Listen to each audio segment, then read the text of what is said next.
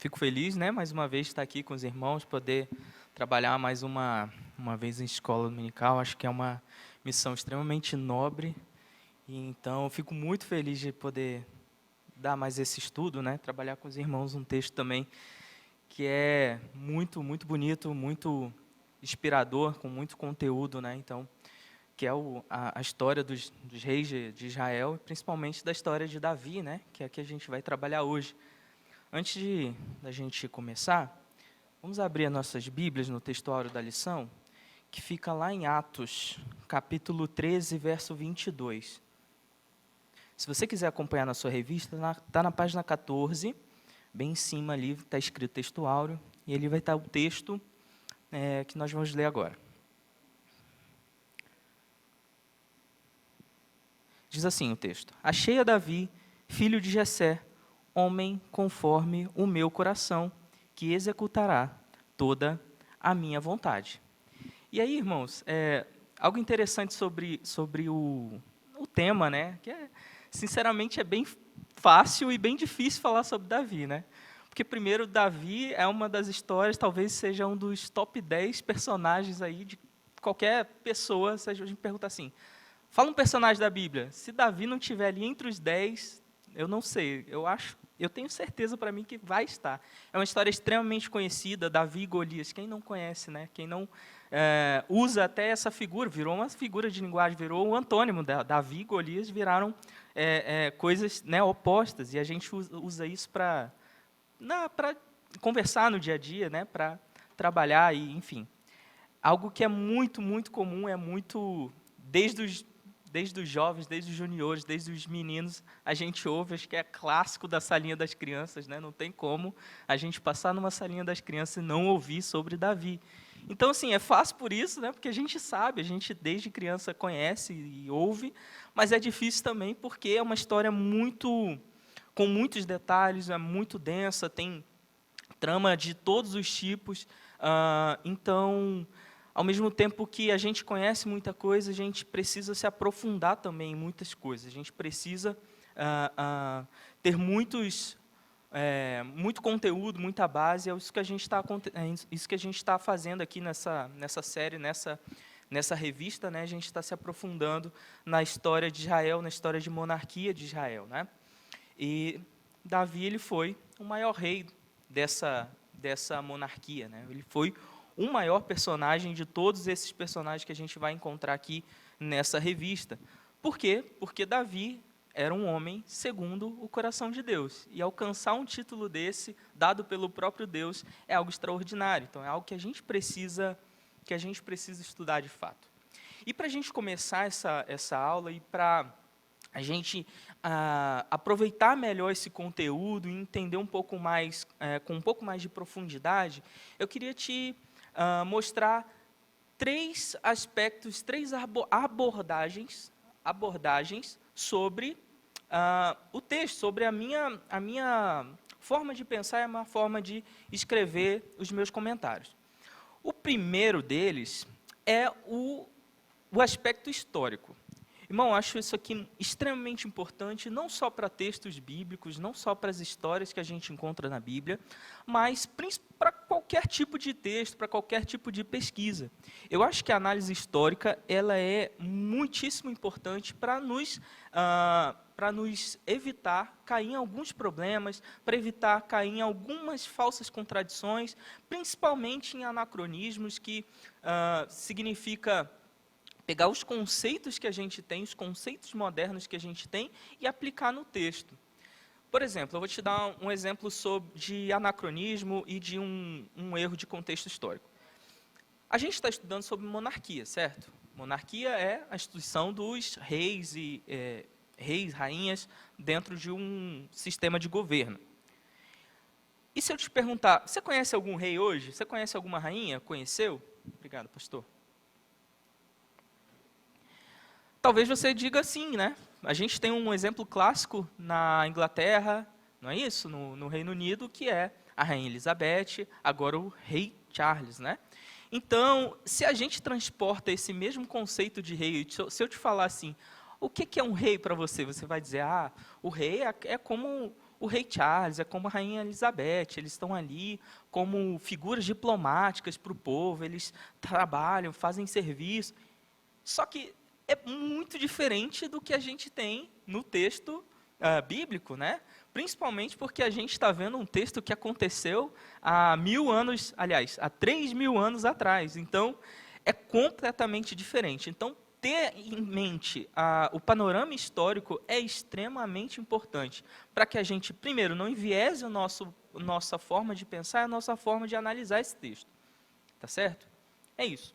Essa é a primeira abordagem que a gente precisa ter muito bem fixada na cabeça. E como eu falei, acho que não precisa nem ser somente na Bíblia, pode ser em qualquer um dos textos que a gente lê, isso previne muitas coisas também, muitos enviesamentos. Eu lembro que tem bastante tempo já eu li um livro que chamava o seguinte, Como Mentir com Estatísticas. O irmão não escandaliza não, mas ele não ensinava a mentir, claro.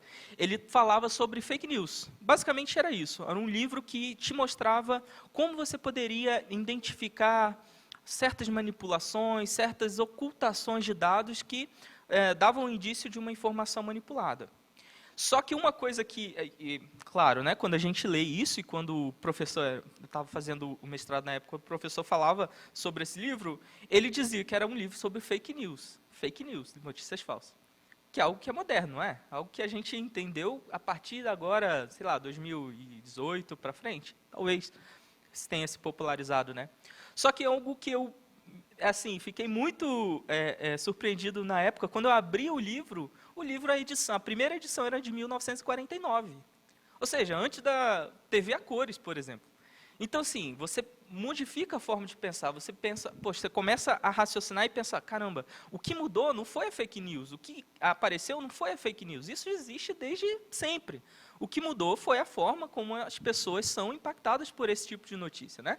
Então, essa é a importância do panorama histórico. Você consegue trazer muito mais contexto e entender de forma muito mais racional aquilo que você está estudando. Essa é a minha primeira abordagem. A segunda abordagem para essa lição é a abordagem pedagógica. Essa abordagem é muito usada nos cultos, nas palavras, nas mensagens, nos sermões, parábolas. São mensagens em que a gente olha para o texto e percebe o que é que nós podemos aprender com esse texto. Isso é muito clássico, principalmente na história de Davi e Golias. A gente aprende muito com essa história. A gente aprende com o erro de Davi, porque é importante aprender com os erros também. Aquela frase célebre que os sábios aprendem com os erros dos outros, né? Os inteligentes aprendem com os próprios erros, mas os sábios, os mais inteligentes, aprendem com os erros dos outros. A gente tem que aprender, a gente tem que aplicar isso na nossa vida, né? Dói menos quando a gente aprende com o erro dos outros do que com o nosso próprio erro. Então, o sentido pedagógico é esse, é você realmente retirar o aprendizado dos textos a partir da vivência, a partir das situações históricas, das situações cotidianas desse personagem. E uma terceira abordagem, uma terceira forma de analisar esse texto, essa lição, é trabalhar com o aspecto teológico. É trabalhar, de verdade, onde Deus está inserido nesse texto. Onde é que está o plano redentor de Deus. O plano que foi estabelecido para nós desde o Gênesis, onde é que ele se encontra no texto. E quando a gente acredita nisso, acredita que a Bíblia é um livro que nos traz toda a revelação de Deus para a nossa redenção, nós precisamos enxergar Cristo em todos os textos. Eu gosto muito de uma Bíblia chamada Plenitude, que ela traz exatamente isso, ela é focada em trazer Cristo revelado, tem muitas sessões sobre verdades do reino, Cristo revelado nessa Bíblia, então é algo que eu gosto muito, eu acho muitíssimo interessante, a gente precisa enxergar nos nossos textos a mão de Deus para nos salvar, porque senão seria mais um texto histórico, seria mais algo para aprendizado, algo, legal, estou aprendendo com o erro do outro, como eu poderia aprender de qualquer outra forma, com qualquer outra parábola ou qualquer outro provérbio. Mas a questão aqui é que a gente tem mais do que isso. O texto é muito mais rico, o texto é vivo e ele consegue mostrar Cristo no plano redentor de Deus. Amém? Amém. Então, irmãos, vamos então ao início da nossa lição, página 16, ponto 2.1. Quem era Davi? Davi viveu por volta no ano 1000 antes de Cristo. Então, aquela ideia da gente estar há muito tempo distante, muito tempo depois. A gente está vivendo há 3.000 anos após a era de Davi. E ele nasceu em Belém, de Judá, e cresceu sobre o reinado de Saul, o primeiro rei de Israel. E quando ele tinha 30 anos, se tornou o segundo rei e o maior da história. Davi era músico, escritor, rei, profeta, poeta, cronista. Ele era uma pessoa incrível, tinha muitas habilidades. E ele tornou-se um símbolo de um reino perfeito e um arquétipo de Cristo. E aqui eu gostaria de frisar em arquétipo de Cristo, porque vai ao encontro do que a gente acabou de falar, sobre uma abordagem teológica também do texto. O escritor da lição, ele deixa claro que não é só um texto para que a gente aprenda sobre a vida de Davi, aprenda com os erros e acertos, mas é um texto para que a gente enxergue Cristo revelado tanto nas ações, quanto nas situações, quanto na própria vida de Davi. Então, quando eu digo arquétipo, eu preciso entender que arquétipo é um modelo, arquétipo é uma fórmula, é um molde. Então, quando a gente olha para Davi, para a vida de Davi, a gente tem que enxergar Cristo. A gente tem que ver Cristo nas suas ações, Cristo nas situações da sua vida, Cristo na forma como ele fala, na forma como ele age. Amém? E aí, irmãos, algo que me deixa um pouco intrigado, no ponto 2.2, a gente chega na escolha de Davi. Então, logo nos primeiros erros de Saul como rei, Deus, em sua presciência, escolheu um substituto fiel. Achei a Davi, filho de Jessé, homem segundo o meu coração, que executará toda a minha vontade. Foi o nosso texto áureo.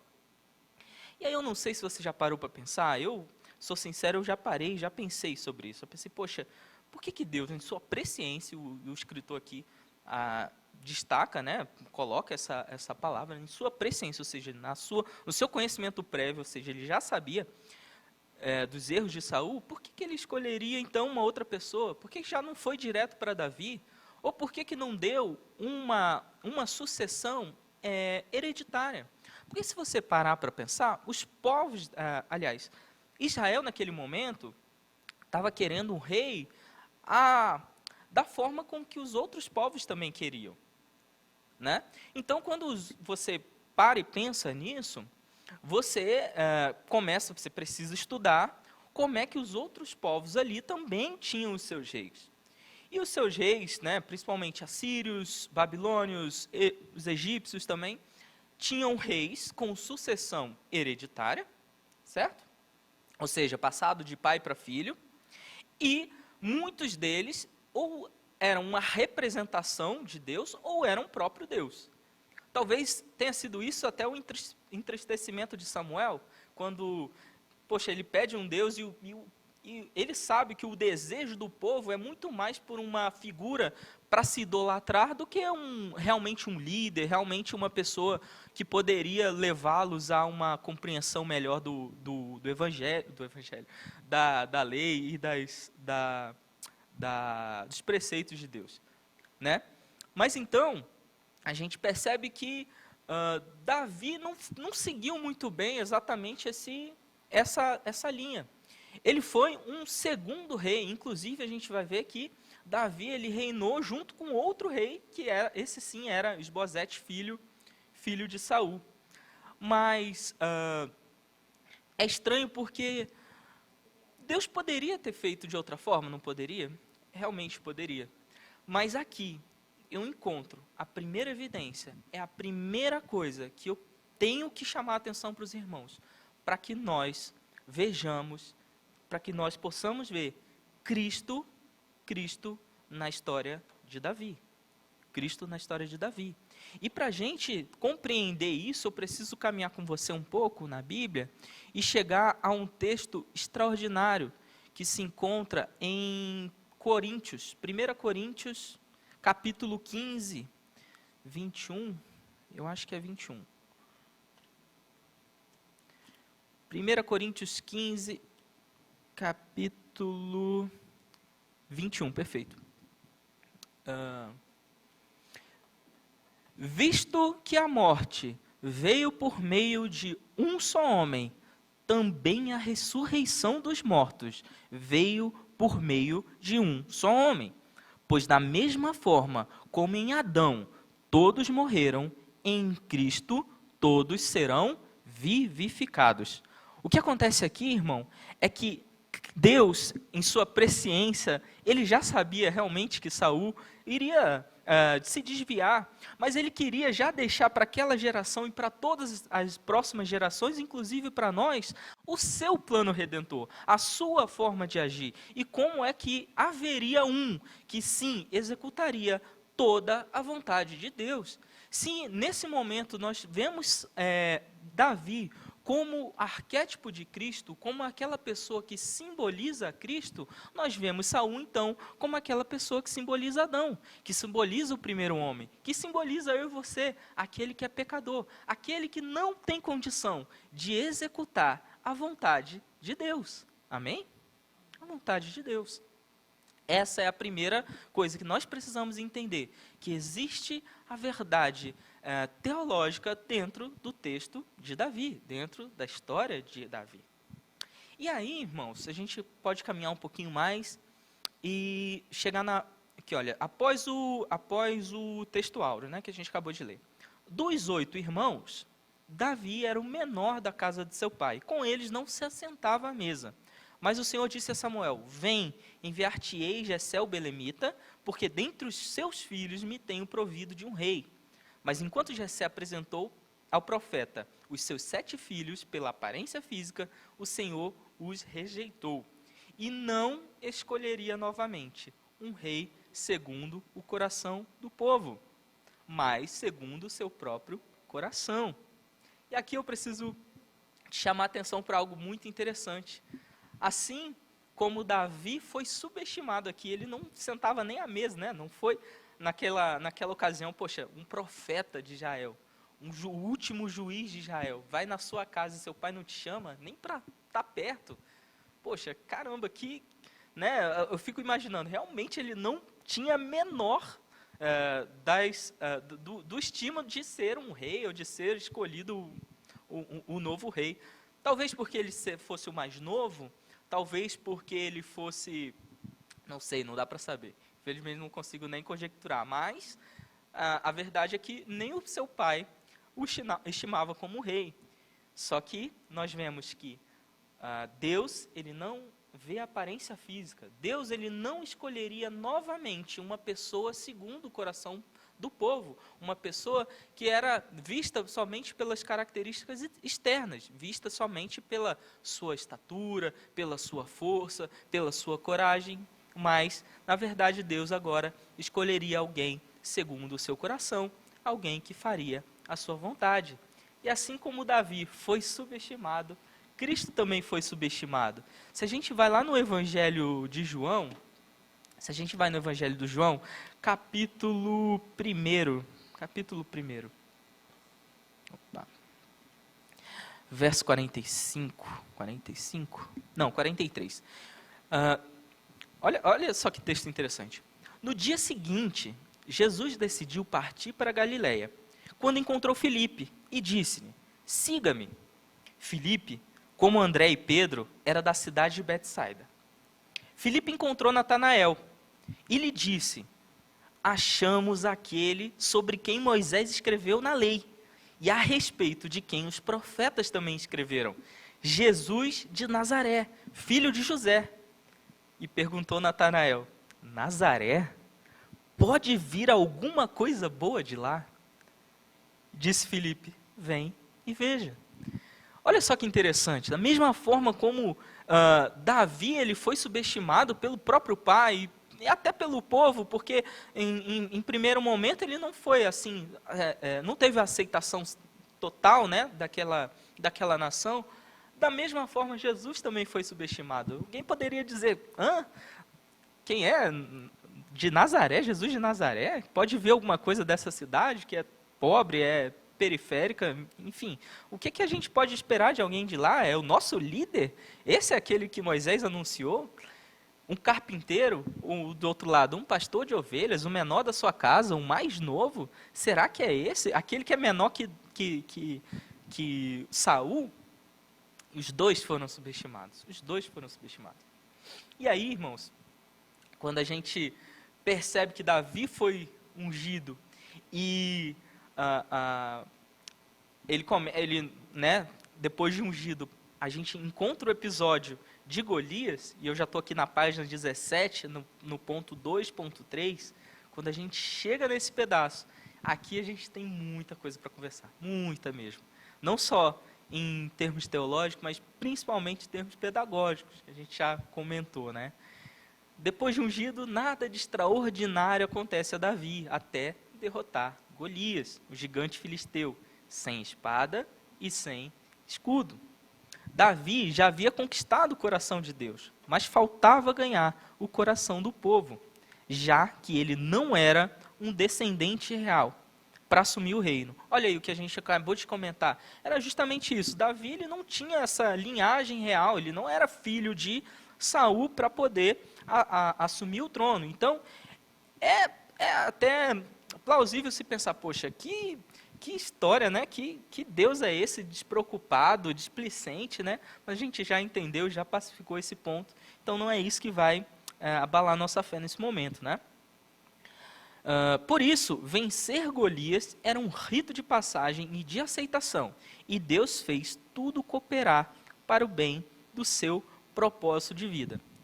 Olha, acho que comentar sobre a história, a batalha sobre Davi e Golias como eu falei no início, é fácil e difícil ao mesmo tempo, porque a gente já ouviu inúmeras vezes, mas é claro que eu não vou deixar de falar aqui, acho que a gente precisa realmente ouvir sempre, porque é algo que nos fortalece, é algo que nos dá mais firmeza de espírito, firmeza na fé, né? O que a gente entende por essa parábola por esse texto, é que Davi, quando ele enxerga os seus problemas, enxerga Golias como um problema, como uma ameaça, ele não enxerga de forma exterior. Assim como no momento em que ele foi escolhido pelo que havia dentro, e não pelo que estava fora, Davi enxerga da mesma maneira. Ele olha para para Golias e não se importa com o tamanho daquele gigante. Ou seja, nós também temos problemas na vida, nós vamos passar por ameaças. Jesus nos garantiu, no mundo tereis aflições. Né? Mas não é por isso que a gente vai ficar por isso, né? Não vai ficar com medo, vai ficar amedrontado, vai ficar sem saber o que fazer, como muitos daqueles soldados naquele dia. Então, a primeira lição é essa, mesmo que os problemas sejam grandes, mesmo que sejam do tamanho de um gigante, esses problemas não são suficientes para o nosso Deus, para Deus de Israel. É isso que Davi vai falar lá em 2 Samuel, né? 2 Samuel, capítulo 17. Vamos abrir aqui, 2 Samuel, capítulo 17.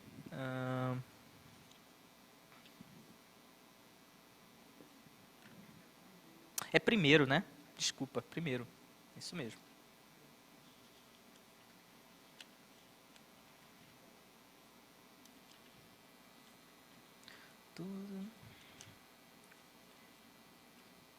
Perfeito. Primeiro. 1 Samuel, capítulo 17. A partir do 41 em diante, vai narrar essa história, né, dele derrotando Golias. Mas algo que eu quero trazer, que vem um pouquinho antes, é a maneira como Davi se porta na frente desse problema. Primeiro, ele olha com uma indignação, com um desprezo. Ele olha para Golias e diz, como é que é? Ele está pensando que ele pode ameaçar assim o povo de Deus, ele pode ameaçar o Deus dos exércitos e vai sair impune. Quer dizer, não existe problemas que vão conseguir que podem, que deveriam abalar a nossa fé nesse momento, na nossa vida. Não existe nada que supere a poderosa mão do nosso Deus.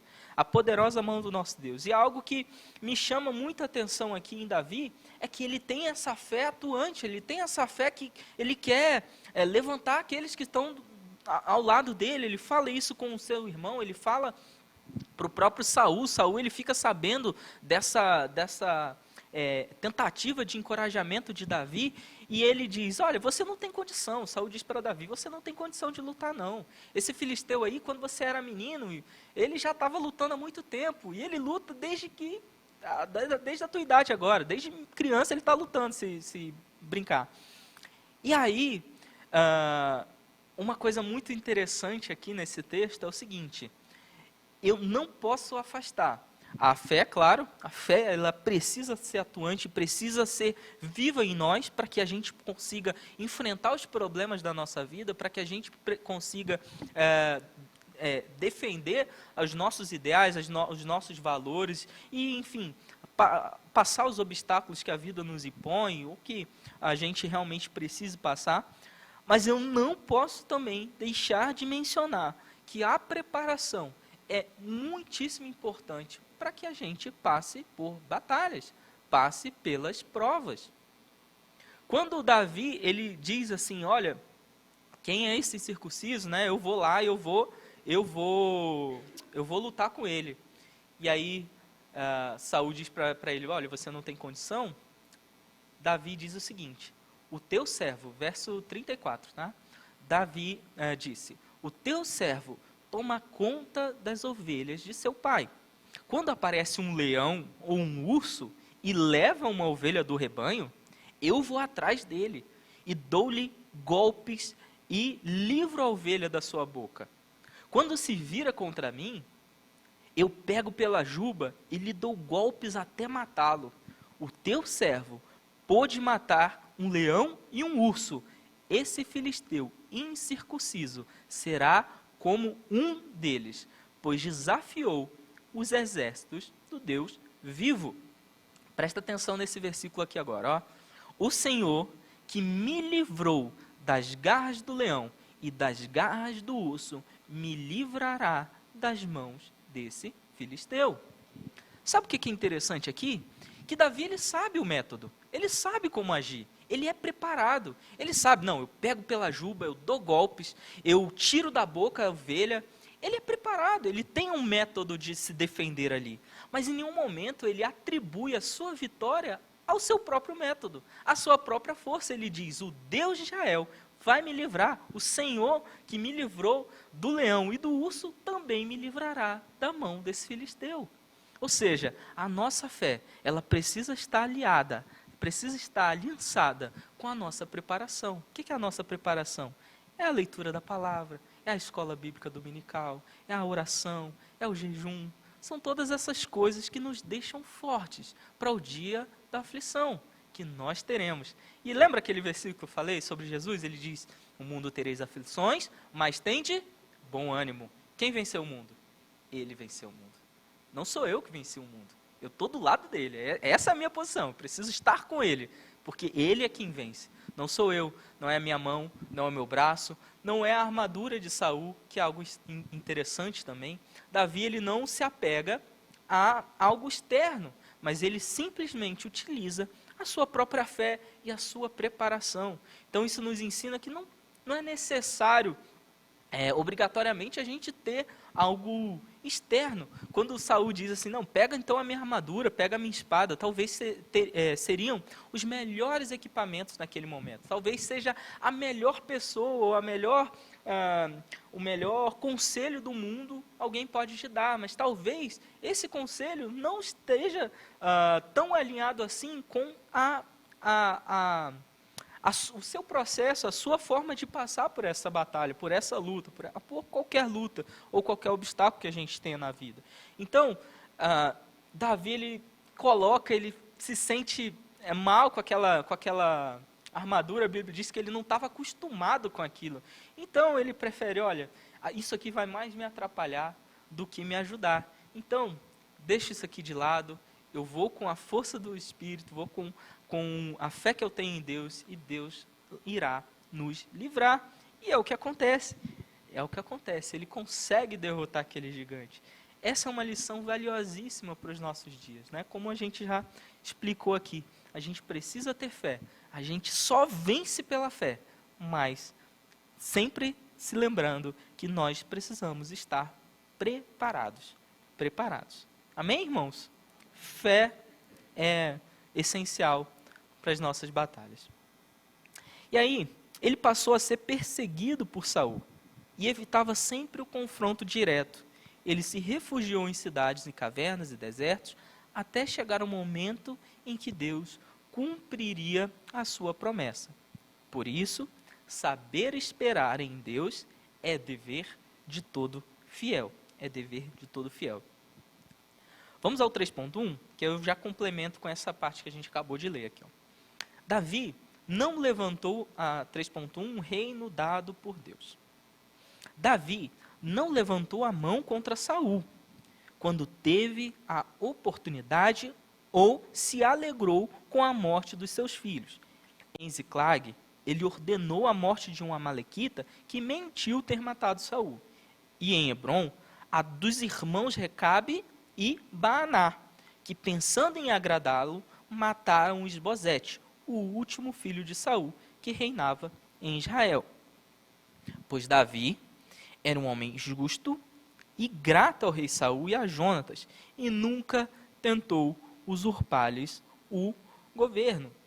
E algo que eu acho interessantíssimo aqui, e o que com certeza todos nós aqui temos de cor o texto, Filipenses 2 vai nos dizer algo muito parecido com Cristo, algo que Cristo também teve a mesma característica, o mesmo sentimento, vamos dizer assim, vou até usar o texto, que houve em Davi também. Ele sabia que ele não podia tocar ali em Saul, ele não poderia usurpar o governo da forma que ele achava melhor. Então, quem sabe Davi, talvez até não tenha se lembrado da história de Abraão, já num contexto pedagógico, onde Abraão tentou ajudar a Deus. Quantas vezes Davi já não teve a oportunidade de matar Saul? Quantas vezes a gente viu aqui na quarta-feira, acho que retrasada sobre isso, na lição também sobre Saul, ele por diversas vezes teve compaixão de Saul e simplesmente deixou Saul viver. Ele entendia que esperar em Deus, era o tópico anterior, né? Esperar em Deus era o melhor a ser feito, porque ele sabia que o reinado dele foi algo dado por Deus, e que Deus o confirmaria independente das suas atitudes. Então, talvez ele tenha sim se lembrado de Abraão, lembrado da história, e não tenha se decidido não se deitar com H. Não é isso? E o texto que a gente tem de cor é o texto de Filipenses 2,5, né? Seja a atitude de vocês a mesma de Cristo Jesus, que embora sendo Deus, não considerou ser igual a Deus, que era algo que ele deveria se apegar, mas esvaziou-se a si mesmo, vindo a ser servo, tornando-se semelhante aos homens, e sendo encontrado em forma humana, humilhou-se a si mesmo, e foi obediente até a morte, e morte de cruz, pelo que Deus o exaltou soberanamente, e lhe deu um nome que está acima de todo nome, para que ao nome de Jesus se dobre todo o joelho, nos céus, na terra e debaixo da terra, e toda língua confesse que Jesus Cristo é o Senhor, para a glória de Deus Pai. Amém? Aceitar a vontade de Deus é algo muito importante, e é algo muito difícil nos dias de hoje. A gente quer que as coisas aconteçam da nossa maneira, a gente quer que as coisas aconteçam no nosso tempo. A gente espera um Deus que é bondoso e que não nos deixe passar por nenhuma dificuldade, ou que não planeje para nós uma dificuldade. Muitos historiadores, eu li bastante sobre isso, eles consideram que esse período de Davi no deserto, Davi montando aquele seu exército, né, aqueles valentes, era uma primeira experiência de reinado, de administração, de a administração de recursos, a administração de pessoas.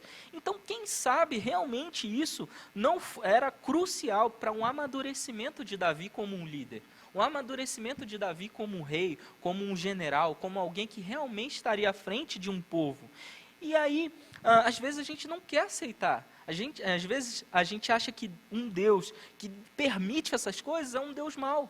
Mas, na verdade, é um Deus que nos molda, é um Deus que trabalha o nosso caráter, é um Deus que nos traz uma forma diferente de pensar, uma forma diferente de encarar a vida e de encarar as dificuldades. Isso me leva ao texto de João 18, 11.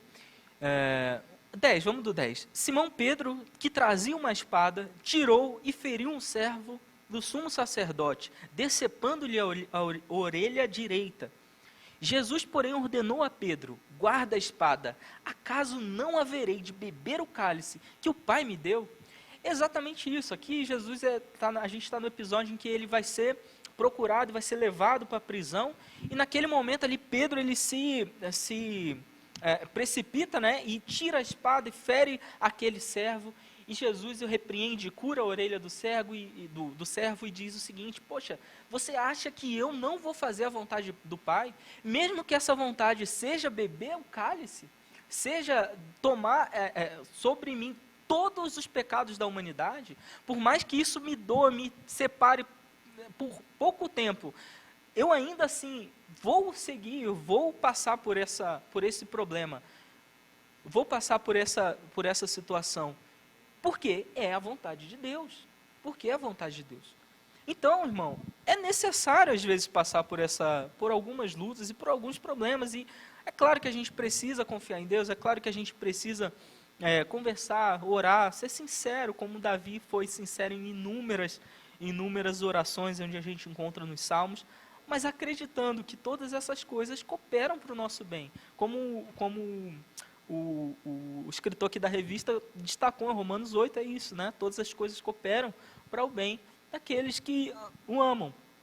Então, irmão, ser grato, ser fiel a Deus, mesmo em momentos turbulentos, mesmo em momentos onde parece que a promessa de Deus ela não se cumpre, é algo extremamente importante, é dever de todo fiel. Amém? Amém. Assim como Davi cumpriu a palavra e, na verdade, ele honrou a decisão de Deus em ungir Saul como rei e entendeu aquela vontade como vontade de Deus, Jesus também entendeu, não usurpou ser como Deus, mesmo que ele mesmo sendo Deus, ele não quis tomar esse lugar, mas aceitou a vontade do Pai em descer, se tornar inútil, se tornar imundo, homem como nós, homem como nós, e sofrer a morte de cruz pelos meus e pelos teus pecados. Amém?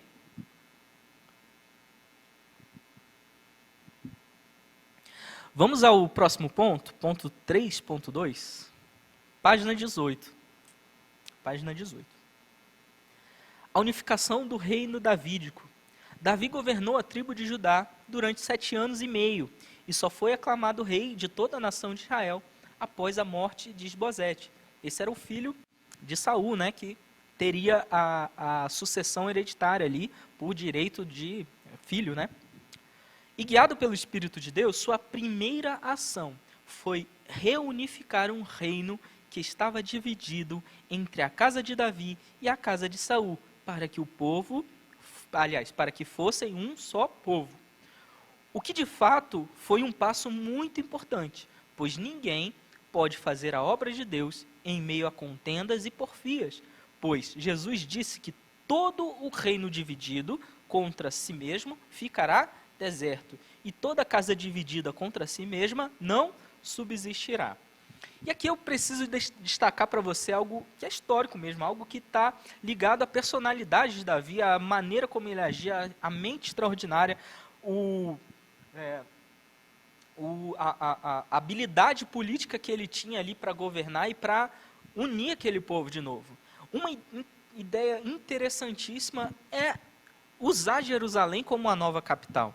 Porque a gente tinha o reino do norte, a gente tinha o reino do sul, mas Jerusalém ainda era uma cidade dos jebuseus. Não era uma cidade nem dos israelitas, nem dos judaítas ali ainda, né?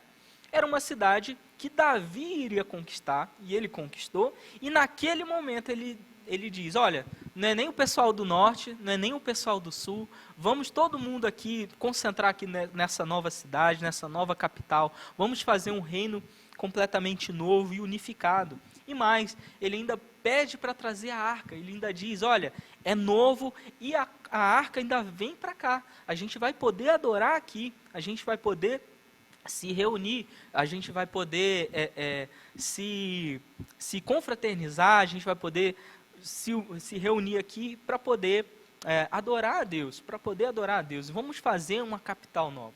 Isso, para mim, e muitos dos estudos que a gente lê sobre essa ação, né, política, vamos dizer assim, de Davi, é fato que foi uma das coisas que ajudaram aquele povo se unir novamente. Porque imagina se a gente se Davi, né, na verdade, define uma capital no Reino do Norte, ou o inverso, uma capital no Reino do Sul, seria um pouco mais difícil de se juntar novamente aquelas duas nações, aquelas duas partes, né, das tribos. Então, escolher um local neutro é algo muito inteligente da parte de Davi. Muito inteligente da parte de Davi. E aí, gente, saindo um pouco do contexto histórico, indo agora para um pedagógico, é exatamente o que o autor aqui do texto vai nos dizer. Ninguém pode fazer a obra de Deus em meio a contendas. Ninguém pode trabalhar para Deus dividido. A gente pode até ter opiniões, a gente pode ter algumas divergências, mas nada disso pode se tornar obstáculo para que a gente faça a obra de Deus. Para que a gente esteja em comunhão, que é o mais importante, para que a gente esteja aqui dentro da casa do Senhor, para que a gente possa aprender mais de Deus, aprender nos cultos, cultuar, adorar a Deus. Nada disso pode ser obstáculo para nós. Então é extremamente importante a gente ter essa comunhão com o nosso irmão. Mas eu vou um pouco mais além, chegando agora num contexto teológico, algo que me fez assim lembrar na hora sobre esse texto, foi o texto de Jesus e a mulher samaritana. O que está acontecendo ali naquele texto? Ele olha para a mulher samaritana e ela tem aquele diálogo, né? E ela vai dizer assim, Senhor, uns dizem que adorar é a adoração aquela que é feita no monte, outros dizem que é no templo, ou seja, ela está falando assim, Senhor, alguns dizem que a adoração tem que ser a adoração do tipo do norte, do pessoal do norte, e outros dizem que a verdadeira adoração é a adoração que vem do pessoal do sul. Qual que é a verdadeira adoração? Jesus diz assim, não é nem do norte, não é nem do sul. A verdadeira adoração é aquela que é feita em espírito e em verdade. É aquela que é feita independente de locais físicos, independente de religiosidade, independente de ritualismos. É aquela que é feita no coração. É aquela que Jesus veio transmitir para nós. É aquela que ele veio de fato unificar. Aquela que nos trouxe de novo a união com Deus. Aquela que nos faz novamente dignos de participar da adoração, dignos de estar diante do Santo dos Santos. Amém, irmãos? Amém? Está com tom de pregação, né? Não está com tom de aula. Desculpa. Mas é verdade, é algo que é muito interessante, a gente precisa enxergar Cristo em todas as coisas. E aqui é claríssimo, só Ele, irmãos, só Davi pôde unificar a nação de Israel, assim como só Cristo pôde nos ligar novamente com os céus, pôde nos ligar novamente com Deus. E além disso, né? Sim, já falei sobre a arca, né?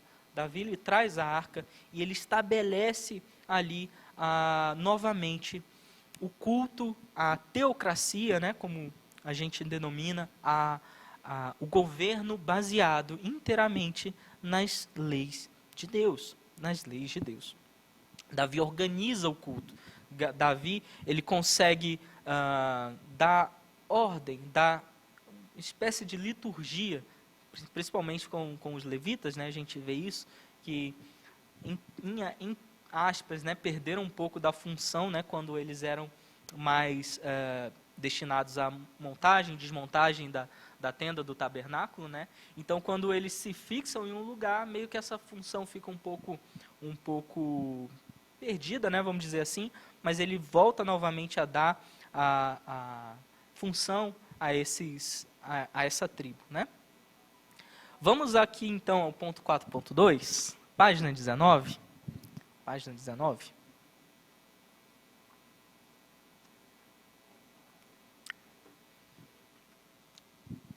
Davi e Batseba.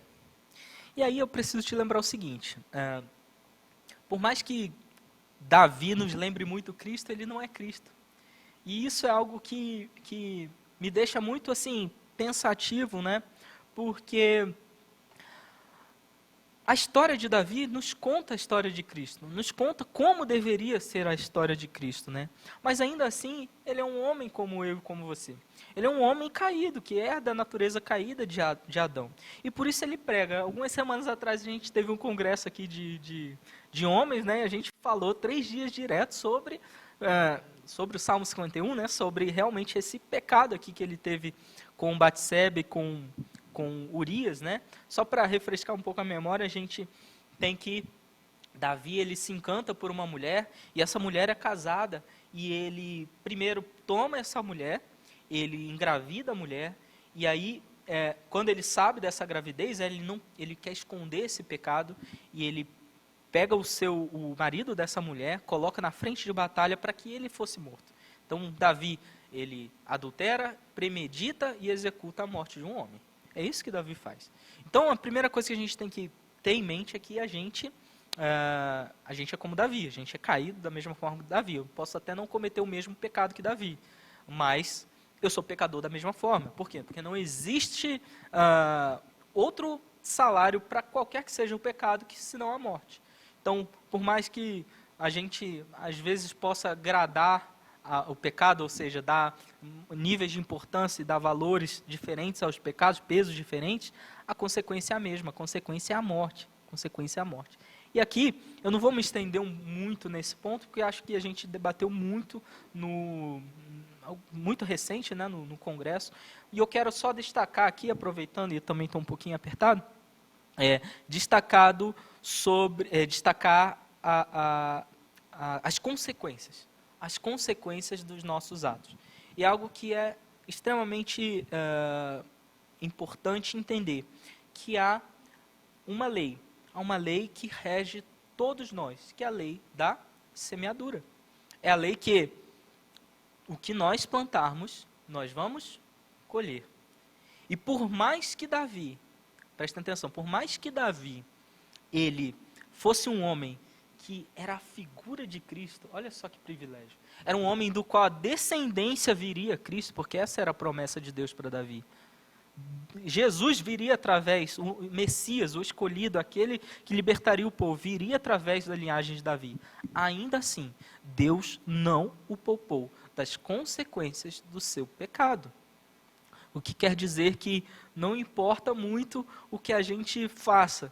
Eu acho que o ideal é realmente aprender sempre com os nossos e com os erros dos outros, para que a gente não tenha uma semeadura tão pesada quanto a semeadura de Davi. Infelizmente, a sua casa virou uma bagunça. A gente tem o filho tentando usurpar o trono do pai, a gente tem um incesto forçado, um estupro na família de Davi, a gente tem um fraticídio, né? Um irmão matando outro irmão. Então,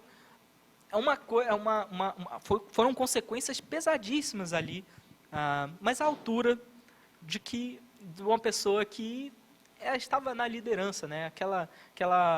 Aquele texto, né? Quem muito é dado, mas é requerido, não é isso? Então, não estou dizendo que isso é uma regra, tá? Só estou destacando esse ponto, né? Alguém que era da altura de Davi, do nível de Davi, profeta, músico, rei, inspirado por Deus em muitos dos seus salmos, revelando para nós muitas das características, dos atributos de Deus. Ainda assim, ele não foi poupado das consequências dos seus atos. Por isso a gente precisa estar muito atento a essa lei e aprender novamente, todos os dias, ler, 1, 2, 3, 10, 1000, quantas nós conseguimos, quanto Deus nos dá, nos der, a gente precisa ler essa história, porque a mesma lei que estava sobre Davi também está sobre nós. Está sobre nós.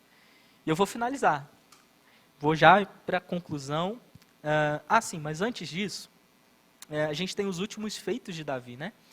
Página 20. Primeiro parágrafo vai dizer o seguinte, os últimos feitos de Davi. Pecar com Batseba e levantar o censo de Israel renderam a Davi grandes provações, mas por causa do amor de Deus, Davi foi restituído ao trono, e o Senhor lhe deu Salomão sob a promessa de que não faltará descendente para ocupar o seu cargo, ou seu trono. A trajetória de Davi como rei tornou-se um símbolo de um reino de graça e um modelo de reino milenar de Cristo, o descendente que ocupará o seu trono e entregará o reino de Deus. O reino de Deus. Amém. Davi, algo que talvez a gente não levante tanto, mas o censo também foi algo que desagradou muito a Deus, né? Principalmente pelo o censo, o que aconteceu? Davi, ele pediu para que se contasse, né, o povo, para saber quantos homens de cada tribo, quais seriam o poderio militar. Acho que essa era a verdadeira, assim, acho que talvez a principal objetivo desse censo, né, de contar o povo, né, da mesma forma que a gente tem hoje, né, o censo aí, o IBGE fazendo a pesquisa, né, de censo, é bem parecido, bem próximo, a gente pode associar uma coisa a outra aqui.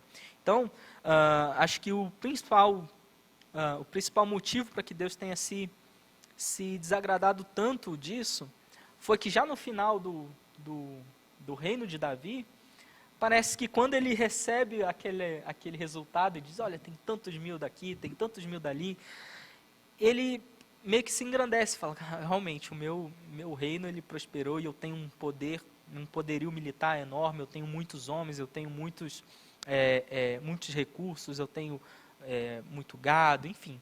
E isso realmente ele levou ao coração, né, e esse orgulho com certeza desagradou a Deus.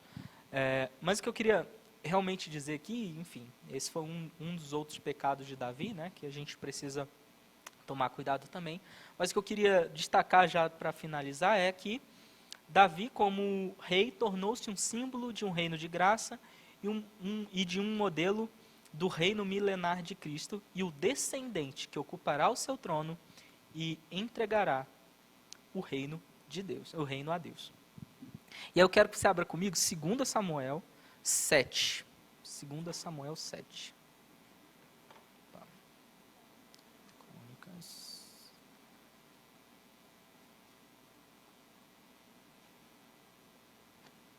2 Samuel, capítulo 7, verso 12.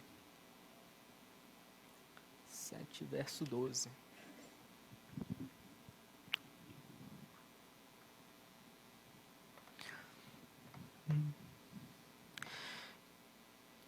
Quando a sua vida chegar ao fim, isso é o Senhor está falando com Davi. Quando a sua vida chegar ao fim e você descansar com os seus antepassados, escolherei um dos seus filhos para sucedê-lo, um fruto do seu próprio corpo, e eu estabelecerei o reino dele.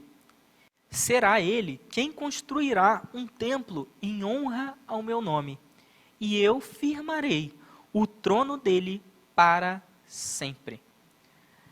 E aí a gente pensa com certeza, né, sempre, que o filho que construiu o templo foi Salomão. E é verdade, ele realmente construiu o templo belíssimo. Mas o que eu quero mostrar aqui, levantar novamente a figura de Cristo na história de Davi, é que Jesus era filho de Davi. Jesus era da descendência de Davi. Jesus, e agora eu quero que você abra outro texto comigo, João 2,19. Esse eu anotei. João 2,19. Jesus, também como filho de Davi, construiu um templo. E aí abra comigo João 2, verso 19. João 2, verso 19. O contexto é que Jesus foi ao templo, né? E quando ele vai no templo, ele vê aquela bagunça no templo, ele vê aqueles comerciantes, vê o pessoal trocando dinheiro. Então ele fez um chicote, expulsou todo mundo do templo. E aí os fariseus vêm, né? Diz o seguinte, ó. 19.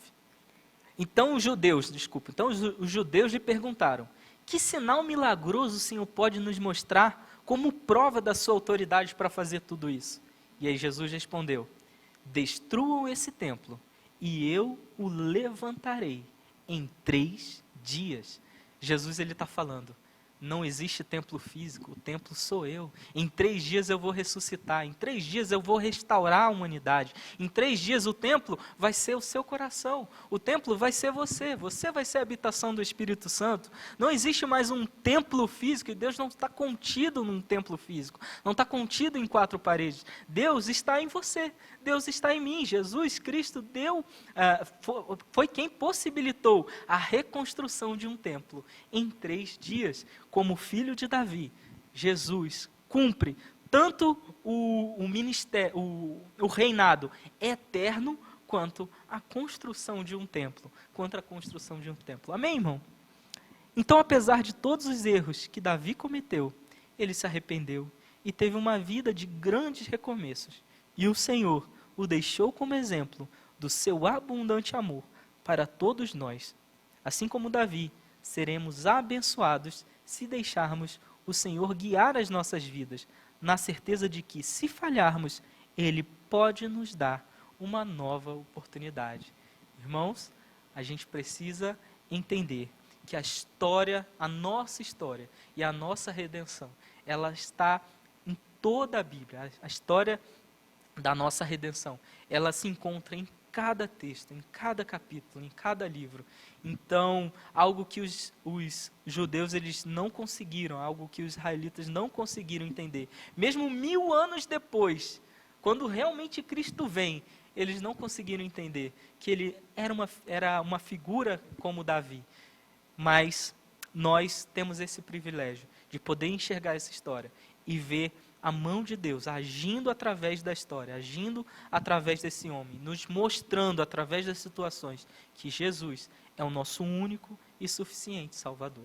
Amém, irmãos? Agradeço a oportunidade.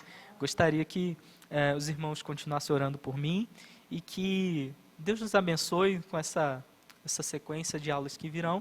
E eu quero dizer algo assim para os irmãos. A quarta-feira está muito boa, porque se a gente gosta de panorama histórico, hoje eu trabalhei muito mais um perfil teológico, mas se a gente gosta de história, quarta-feira tá muito legal, tem uma pegada muito de história, né? Então é muito enriquecedor. Então convido os irmãos também a ver a quarta-feira, que está excelente. Pastor, muito obrigado.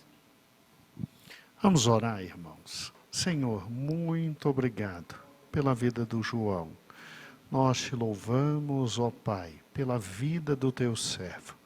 Continua abençoando, dando a ele da tua graça, abrindo-lhe, Senhor, os conhecimentos da tua palavra. Nós te agradecemos pela excelente aula de hoje, ó Cristo, e que possa ficar em nosso coração. Amém.